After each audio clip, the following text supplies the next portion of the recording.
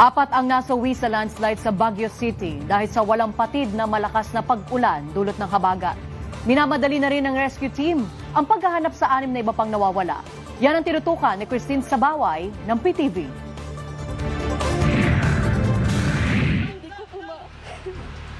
Hindi inaasahan ni Mary Ann ang nangyari sa kanyang mga kaanak na nasawi matapos gumuho ang lupa sa kanilang bahay sa Barangay Gisadsurong, Baguio City.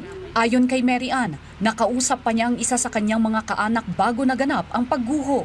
Sobrang sakit po, hindi namin matanggap, lalo na yung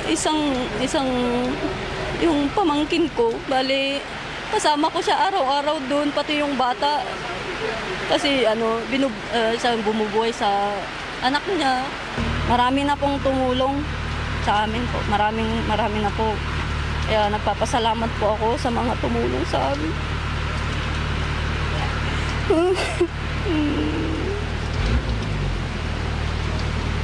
Hindi ka. Parang panaginip, hindi ka. Ayon kay Mary Ann, kabilang ang pintuan ng kanilang bahay na nabarahan ng lupa dahil sa pagguho. Ngunit nakaalis sila ng hukayin ng kanal na nagsilbing daanan palabas sa kanilang bahay. Samantala nagpapatuloy naman ang pagtutulungan ng Philippine National Police, Bureau of Fire Protection, iba't ibang rescue teams at mga voluntaryo para sa kasalukuyang search, rescue and retrieval operation sa lugar.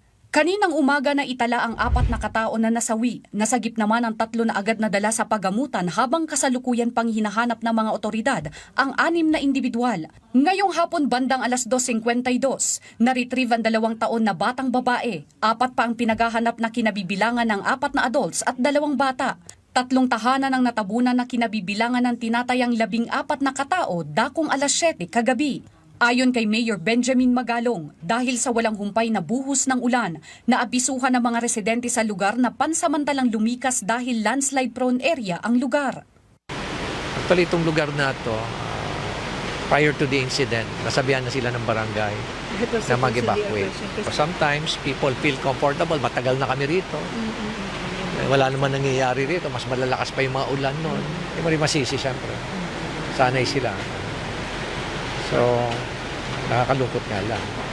Ayon sa alkalde, may naganap ding landslide sa naturang lugar noong dekada 60 at may naitala ring nasawi. Malaking hamon na malakas na buhos ng ulan at malakas ng hangin sa mga rescuers. Hindi naman makapasok ang heavy equipment sa barangay na makakatulong sana sa paghuhukay dahil makipot ang daanan.